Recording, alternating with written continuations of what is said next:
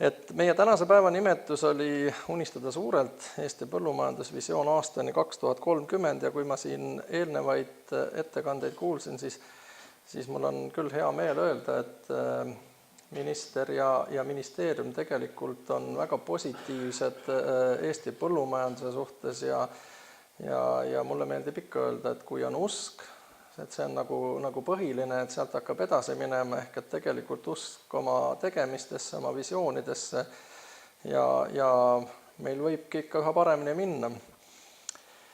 Aga tänasest 12 aastat ette mõelda ja vaadata ongi tegelikult selline suur pingutus, sest matemaatilises mõttes on ju muutujaid väga palju selle aja sees ja need muutujad on kõik sellised või väga paljuski sellised, mis ei sõltu meist ja mis iganes põhjustel võib muutuda ju paremaks ning samavõrra võib minna ka kehvemaks, et ees ei ole kummagil pool piire.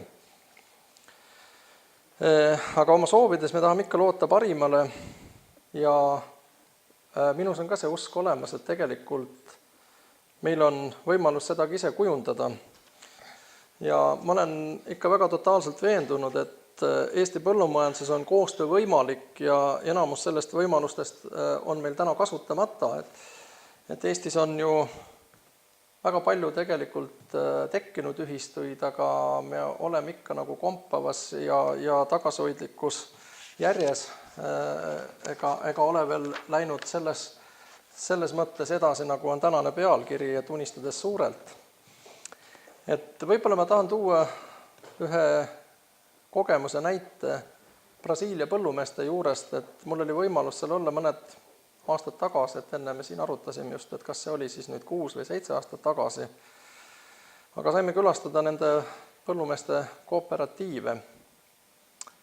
Et võib-olla see sealne kooperatiiv ongi meie mõistes ühistu, ehk et on väga suur, väga võimas ja siin võiks ka öelda, et ta on unistatult ja tegutsetud väga suurelt. Ühes suuremas, me käisime tegelikult seal 2 kooperatiivis ja ühes suuremas oli minu mäletamist mööda circa 8000 liiget.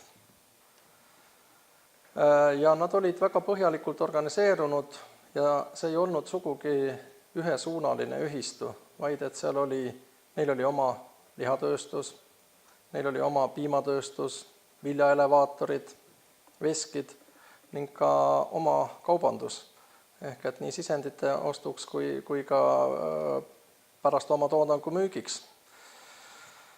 Ehk et minu arvates see ongi juba selline suurelt mõtlemine ja kui me nüüd toome selle suuruse Eesti peale, siis Eestis meil on ju võib-olla olekski sellist 8000 ükskõik mis vallas tugevat põllumeest, kes võiksid olla võib-olla ka tulevikus üldse ühes suures ühistus, mis oleks põllumeeste eest väljas. Me kipume ikka vaidleme iseenda suuruse üle ja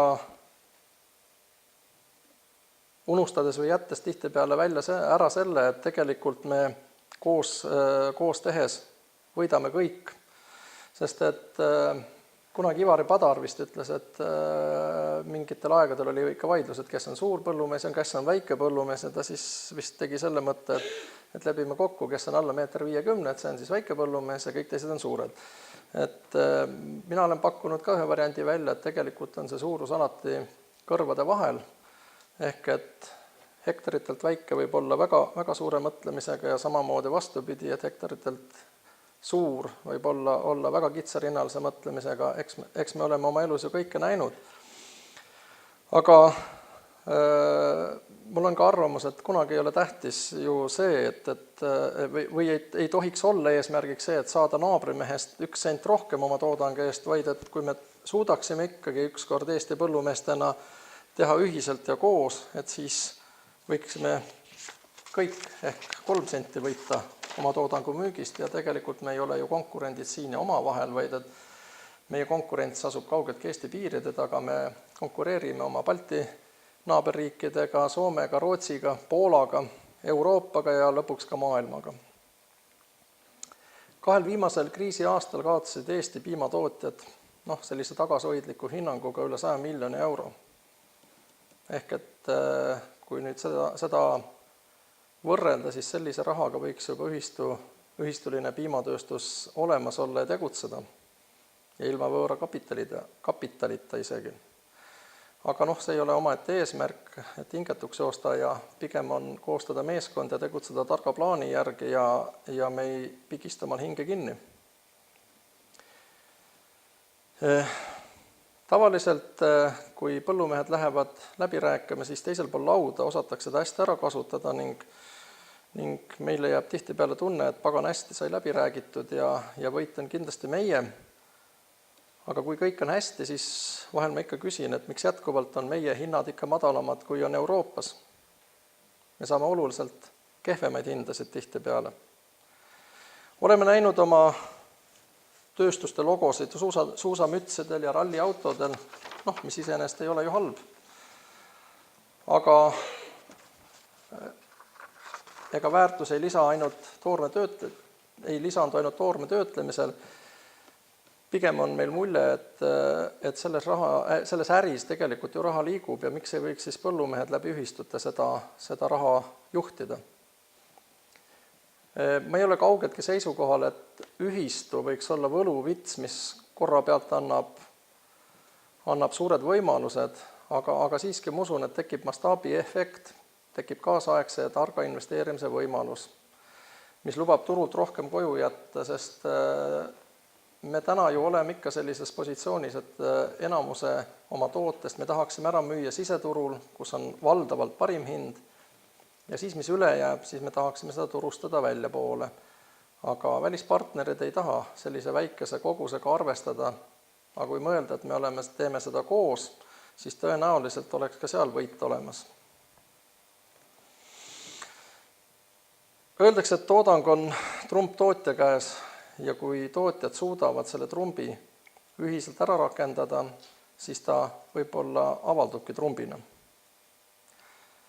Ka meie naabritel on ju ühistud tegelikult saanud alguse võib-olla 2 mehe kokkuleppest, et teeme midagi koos ja saavutame mõlemad mingi pisikese efekti sellest. Võib-olla ongi siin hea tuua näitena Valiot, Harlat, Fronterrat ja kõik on saanud nad alguse tegelikult väikesest ühinemisest, mis lõpuks on viinud suurte võimsate tootjate ühistuteni. Ehk et see tee on meil ju alles läbi käimata. Eelmisel nädalal oli mul võimalus olla Austrias ja ka seal on näitena 4 suurimat piimatööstust ühistulised. Neil see töötab. Samamoodi olen käinud sügisel Iirimaal. Ka nendel on piimatööstused suuremad ühistulised, ka neil see töötab ja nad on sellega rahul. Austrias, kusjuures nad väitsid, et turul on praegu piima hind umbes 380 eurot tonn, meil 29 keskeltläbi, 290. Turud on ju meil tegelikult suht sarnased. Aga ühistusse ei saa kindlasti minna sunduslikult, ehk et ühistu peab olema selline, kuhu vabad ettevõtjad tegelikult jõuavad ise mõttele, et see ühistu on nendele kasulik ja ühistu põhimõtted peavad olema paigas. Ehk et ühistu peab olema oma liikmele läbinisti läbinähtav, ta peab olema oma liikmete suhtes aus ja siis ehk tuleb ka ühistutest asja. Aga ma siiski tahaksin öelda, et austatud põllumehed, mõelgem positiivselt, mõelgem suurelt ja võib-olla aastaks 2030 on tõesti see, kus me võime tagasi vaadata ja öelda, et me oleme saavutanud selle, et meil on ühistuline võim põllumajanduses. Aitäh!